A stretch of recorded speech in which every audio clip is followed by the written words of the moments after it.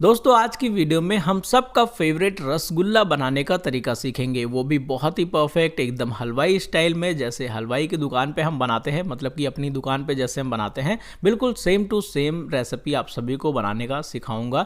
बहुत इजी है, बहुत ही परफेक्ट रसगुल्ले बन के रेडी होंगे। वीडियो को लास्ट तक देखते रहिए। अगर आप चैनल पर नए हैं तो चैनल को कर लीजिए सब्सक्राइब। चलिए फिर बनाना स्टार्ट करते हैं। तो हेलो गाइस, मैं हूं पवन। एक और नई रेसिपी में आप सभी का बहुत बहुत स्वागत है। तो इस रेसिपी को बनाने के लिए सबसे पहले एक कढ़ाई या फिर कोई भी पतीला वगैरह रखना है, क्योंकि हमें इसके अंदर दूध उबालना है। तो सबसे पहले एक कढ़ाई मैंने रखा है और इसमें थोड़ा सा डालेंगे पानी और इसमें हम डाल देंगे लगभग 1.5 से 2 लीटर जितना दूध। मैंने यहाँ पे 1.5 लीटर जितना दूध यूज़ किया है। जितना दूध हम यूज़ करते हैं उतना ही किलो हमारे रसगुल्ले बन के रेडी हो जाएंगे। मतलब हमने 1.5 किलो दूध यूज़ किया है तो 1.5 किलो ही रसगुल्ले हमारे बन के रेडी हो जाएंगे। तो 1.5 लीटर जितना दूध हमने यहाँ पे यूज़ किया है और ये बफेलो मिल्क है, मतलब कि जो भैंस का दूध है वो हमने यूज़ किया है। आप चाहो तो फुल फैट वाला जो मिल्क है यूज़ कर सकते हो, लेकिन जो हम यहाँ पे यूज़ कर रहे हैं ये 4 से 5% वाला जो फैट होता है वो हम यहाँ पे यूज़ कर रहे हैं। फुल फैट 7 to 8 फैट में होता है। तो आप कोई भी दूध यूज़ कर सकते हो, बस उसका फैट 4 या 5 फैट से ज़्यादा हो, 4 या 5% से ज़्यादा हो। अब दूध जो है वो अच्छी तरह से उबल चुका है। हाँ, गाय के दूध को मत यूज़ करना, क्योंकि गाय के दूध से जो रसगुल्ले बनाते हैं वो स्पॉन्जी वाले रसगुल्ले बनाते हैं और उसका थोड़ा प्रोसेस अलग है। तो उसकी वीडियो मैंने अपलोड कर रखी है, आप चाहो तो वो देख लेना। अब ये दूध अच्छी तरह से उबल चुका है। अब उबलते हुए दूध को अगर हम फाड़ के छेना बनाएंगे तो क्या होगा कि जो छेना है वो ज़्यादा दानेदार और ज़्यादा गुच्छे वाला बन जाएगा। इसलिए हमें इसको थोड़ा सा ठंडा करने के लिए छोड़ देना है। मतलब दूध को थोड़ा सा ठंडा करके फाड़ेंगे तो सॉफ्ट पनीर बन के रेडी होगा। जब तक दूध ठंडा हो रहा है तब तक हम यहाँ पे थोड़ा सा पनीर मसाला, इस तरह का दूध फाड़ने के लिए आता है मार्केट में, तो आप ये ले सकते हो या फिर इसकी जगह पे विनेगर यूज़ कर सकते हो या फिर नींबू का रस भी आप यूज़ कर सकते हो। ये दूध फाड़ने के लिए हम यूज़ करेंगे। तो इसमें 2-3 चम्मच जितना हम यूज़ करेंगे और इसमें काफ़ी सारा हम पानी मिक्स करेंगे ताकि दूध को एक ही बार में झटका ना लगे, दूध धीरे धीरे करके फटे। जब हम दूध को धीरे धीरे करके फाड़ते हैं और दूध को थोड़ा सा ठंडा करके फाड़ते हैं तो क्या होता है, जो पनीर है, छेना है, वो बिल्कुल सॉफ्ट छेना बन के रेडी होता है। तो दूध में आप थोड़ा सा चाहो तो नॉर्मल या ठंडा पानी मिला देना ताकि दूध ठंडा हो जाए। इस तरह से आप फिंगर लगा सको दूध में, इतना ठंडा होना चाहिए। मतलब गर्म रहे, बस इतना गर्म रहे कि हम अपना फिंगर इजीली डाल सकें। ये देखिए इस टाइम पे ये दूध जो है फाड़ने के लिए बिल्कुल रेडी है। तो ये जो विनेगर वाला पानी है ये हमें धीरे धीरे करके इसके अंदर डालना है और बिल्कुल स्लोली इस तरह से इसको चलाना है, बिल्कुल धीरे धीरे। मतलब ये मैंने वीडियो फास्ट किया है तब आपको और फास्ट दिखाई दे रहा होगा, और बहुत स्लो इसको चलाना होता है, धीरे धीरे करके दूध को फाड़ना है। इस विनेगर वाले पानी को तब तक डालना है जब तक कि ये दूध अच्छी तरह से फट ना जाए। और दूध बिल्कुल ठंडा नहीं होना चाहिए, नहीं तो जो दूध है वो फटेगा नहीं। हाँ, गर्म होना चाहिए, जितना हम पीने के लिए गर्म रखते हैं दूध को, या फिर जितना कि हम अपनी फिंगर इसके अंदर डाल सकें उतना गर्म हमें दूध को रखना है। जब इस तरह से दूध बिल्कुल अच्छी तरह से फट जाएगा तो फिर इसका मतलब ये रेडी है। बिल्कुल सेपरेट हो जाना चाहिए पनीर। ये देखिए, जब दूध इस तरह से बिल्कुल अच्छी तरह फट जाए फिर हमें 2-3 मिनट के लिए इसको ऐसे ही छोड़ देना है। 2-3 मिनट के लिए जब इसको हम ऐसे ही छोड़ देंगे तो जो दूध है वो बिल्कुल अच्छी तरह से फट जाएगा, जो पनीर है वो अच्छे से पक जाएगा। मतलब पकने का ये मतलब है कि अच्छे से फट जाएगा। और जब अच्छे से फट जाएगा तब जब हम इसको किसी कपड़े में इस तरह से छानेंगे, इसको हम डालेंगे 2-3 मिनट के बाद, तब ये कपड़े में जो पनीर है वो चिपकेगा नहीं। बहुत सारे लोग कमेंट करके बोल रहे थे कि हमारा जो पनीर है, छेना है, वो कपड़े में जब हम उसको दबा के निकालते हैं पानी उसका, तो कपड़े में छेना काफ़ी ज़्यादा चिपक जाता है। तो वो जो दूध जो है वो अच्छे से जब नहीं फटा हुआ रहेगा तो वो छेना कपड़े में चिपक जाएगा। अब जब दूध अच्छे से फटा हुआ रहेगा तो कपड़े में नहीं चिपकेगा। हाथों से दबाते हुए इसको इस तरह से जो इसका एक्स्ट्रा पानी है वो हमें निकाल लेना है।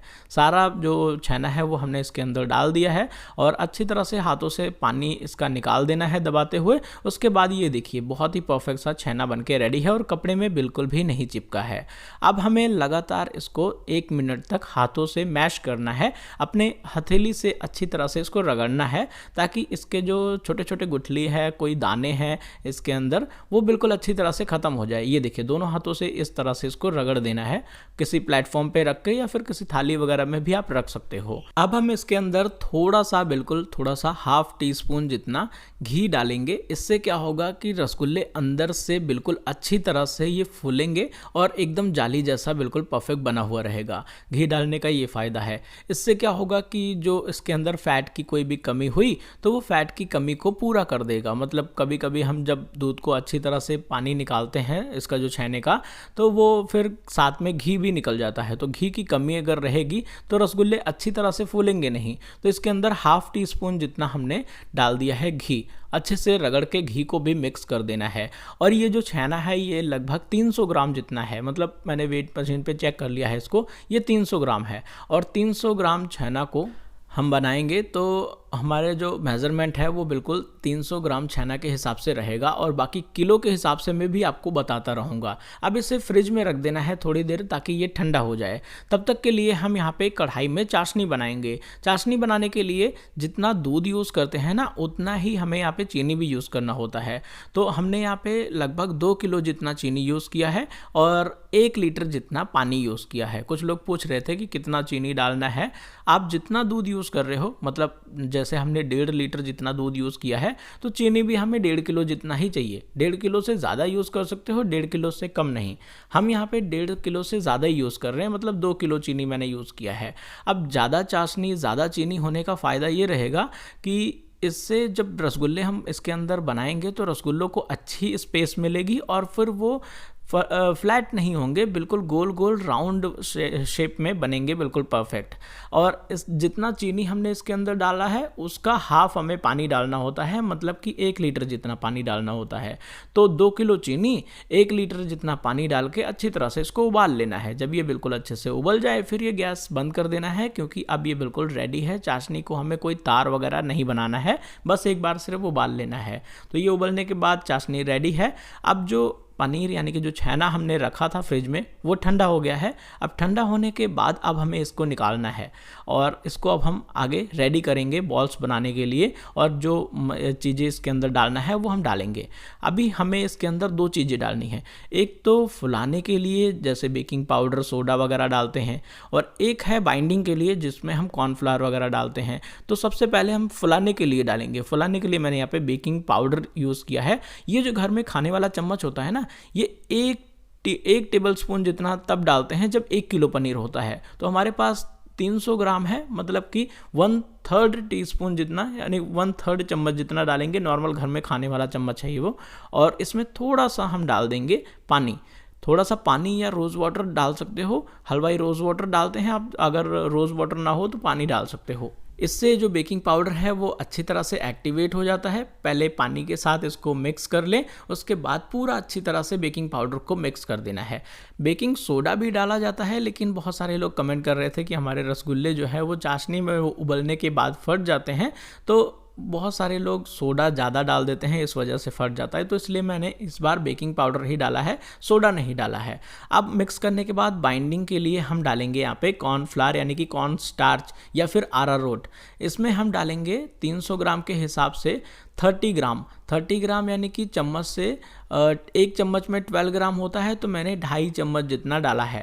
तो 2.5 चम्मच में ये 30 ग्राम जितना हमने डाला है कॉर्नफ्लावर, और आधा छोटी चम्मच डाल देंगे सूजी अगर आप नहीं भी डालेंगे तब भी चल जाएगा, बन जाएगा बिल्कुल परफेक्ट। सूजी भी बाइंडिंग का ही काम करता है, लेकिन सूजी जो हमने इसलिए डाला है ताकि जो इसके अंदर कोई एक्स्ट्रा पानी हो, एक्स्ट्रा मॉइस्चर हो, तो वो सूजी अब्जॉर्ब कर लेगा और ये हमारा जो डो है ये बिल्कुल टाइट बन के रेडी हो जाएगा। बहुत ज़्यादा टाइट भी नहीं बनाना है। बहुत ज़्यादा अगर आप टाइट कर देंगे इसको तो जो बॉल्स बनाएंगे वो क्रैक वाले बॉल्स बनेंगे, मतलब क्रैक्स उसके अंदर बहुत ज़्यादा रहेंगे। अच्छे से मिक्स करने के बाद अब ये बिल्कुल रेडी है बॉल्स बनाने के लिए। तो जो भी साइज़ के रसगुल्ले आपको पसंद है, जो भी साइज़ में आप इसको बनाना चाहते हो, छोटे बड़े और या फिर अलग अलग शेप की भी बनाए जाते हैं, तो आप अपने हिसाब से कोई भी शेप या साइज़ चूज़ कर सकते हो। मैंने यहाँ पे ना तो बिल्कुल छोटे रखे हैं और ना ही बड़े वाले रखे हैं, मतलब जो मीडियम साइज़ का रसगुल्ला होता है वो मैंने यहाँ पे बनाया है। बहुत छोटे भी नहीं और बहुत बड़े भी नहीं, मतलब जो एक तो मिनी वाले होते हैं बिल्कुल, तो मिनी वाले से थोड़े से बड़े और एक बड़े वाले से थोड़े से छोटे, उस मीडियम में रखा है। और इसके छोटे छोटे टुकड़े तोड़ने के बाद अच्छी तरह से क्लीन बॉल इस तरह से हम बनाएंगे। 1 बाय 1 करके आप इसको बनाना। मैं तो चलो आदत है हलवाई का काम करते करते, तो इसलिए 2-2 करके मैं यहाँ पे बना रहा हूँ।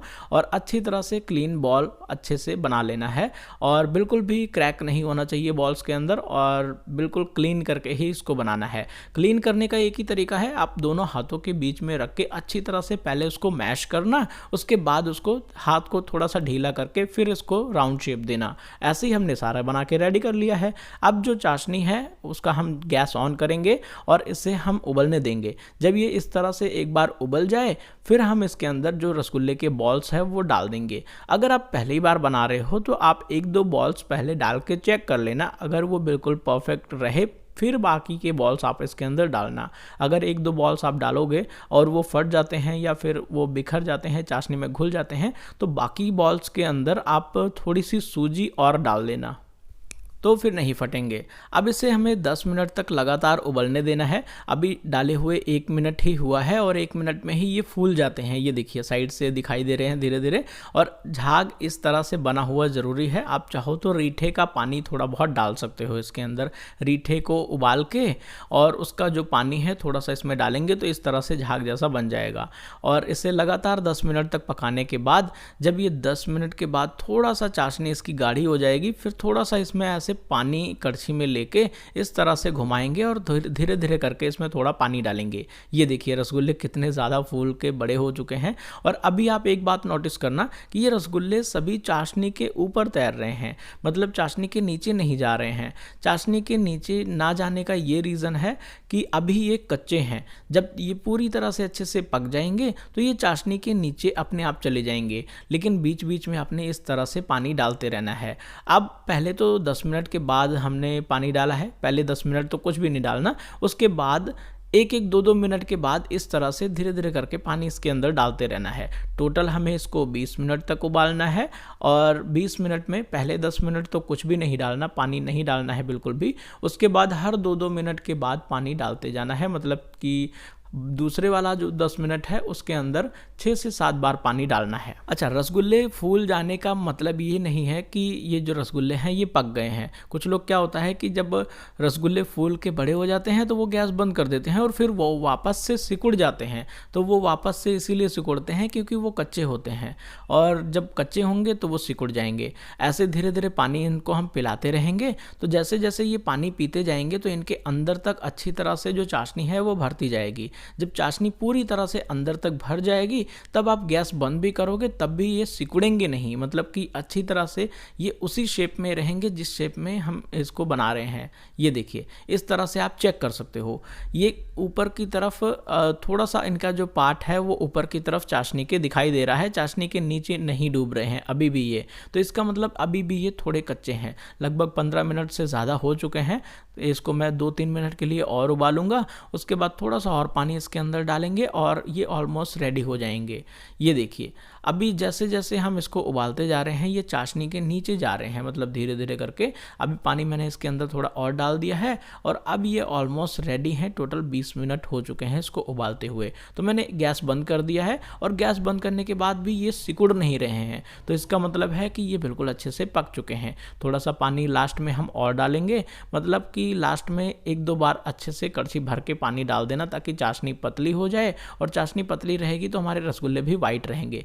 और अब मैं आपको चेक करके दिखाता हूँ। ये देखिए चाशनी के नीचे बिल्कुल अच्छे से डूबा हुआ है ना, तो इसका मतलब है कि ये बिल्कुल अच्छे से पका हुआ है। और अब हम इसे ठंडा होने के लिए छोड़ देंगे 1 घंटे के लिए या फिर आधे घंटे के लिए। पूरी तरह से ठंडा होने के बाद अब हम इसे निकालेंगे।